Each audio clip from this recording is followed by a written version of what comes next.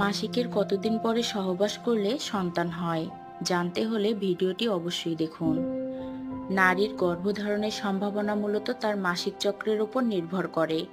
মাসিক চক্র সাধারণত 28 দিন দীর্ঘ হয়, তবে এটি 21 থেকে 35 দিনের মধ্যে পরিবর্তিত হতে পারে।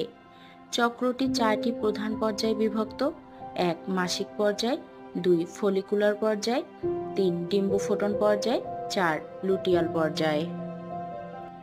চলুন এবার জেনে আসি ডিম্বফোটন কি এবং কখন ঘটে। ডিম্বফোটন হলো সেই প্রক্রিয়া যখন ডিম্বাশয় থেকে একটি পরিপক্ক ডিম নির্গত হয়।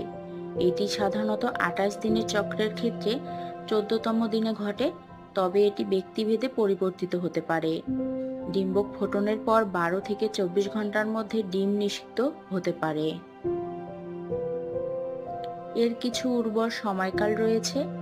উর্বর সময়কাল নির্ধারণে কিছু লক্ষণ দেখা যায়, যেমন সার্ভিক্যাল মিউকাস পরিবর্তন, এছাড়াও শরীরের তাপমাত্রা বৃদ্ধি, হালকা তলপেটে ব্যথা বা ক্রাম্প অনুভূত হওয়া।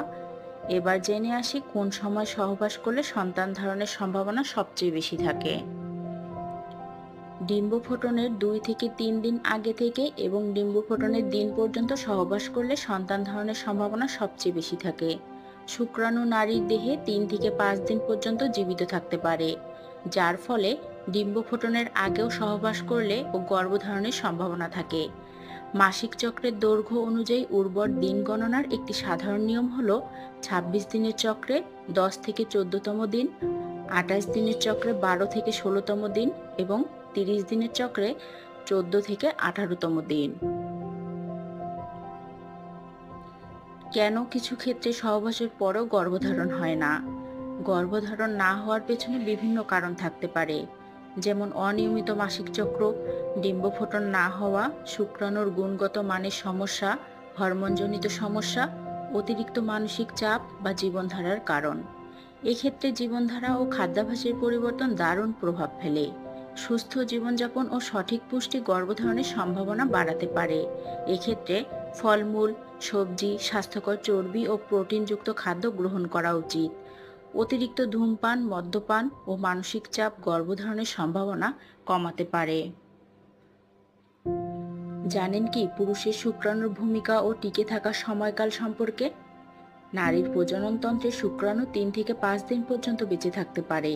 এর মানে হলো ডিম্বফোটনের আগের কিছুদিন সহবাস করলেও গর্ভধারণের সম্ভাবনা থাকে। সঠিক সময় গণনার জন্য অবশ্যই ক্যালেন্ডার পদ্ধতি, বেসাল বডি টেম্পারেচার পরীক্ষা এবং সার্ভিক্যাল মিউকাস পর্যবেক্ষণ দিয়ে উর্বর দিন নির্ধারণ করা যায়। জেনে নিন গর্ভধারণের সম্ভাবনা বাড়ানোর উপায়। অবশ্যই সঠিক সময়ে সহবাস করা, স্বাস্থ্যকর খাদ্যাভ্যাস বজায় রাখা, মানসিক চাপ কমানো, অবশ্যই ধূমপান ও অ্যালকোহল এড়িয়ে চলা।